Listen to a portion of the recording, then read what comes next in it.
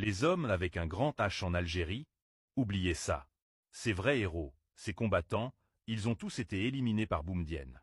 Depuis, il ne reste que des figurants, des petites femmelettes en mode spectateur. Ces soi-disant hommes, presque tous des homosexuels refoulés qui passent plus de temps à critiquer leurs femmes qu'à vivre avec elles. Leur vraie compagnie, c'est celle des autres hommes, derrière un écran, bien sûr.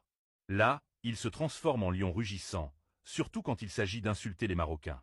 Sur Instagram, ils sont les guerriers ultimes, sur le terrain réel, c'est une autre histoire.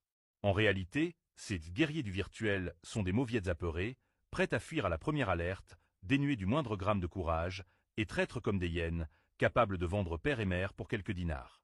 Courage et dignité? Des concepts inconnus.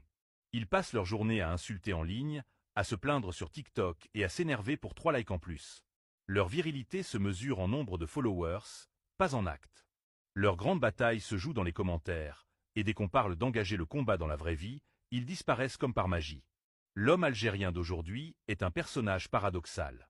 Sous ses airs de grand guerrier virtuel, il est en réalité l'incarnation d'un mélange surprenant d'orgueil et de peur, de colère en ligne et de lâcheté dans la vie.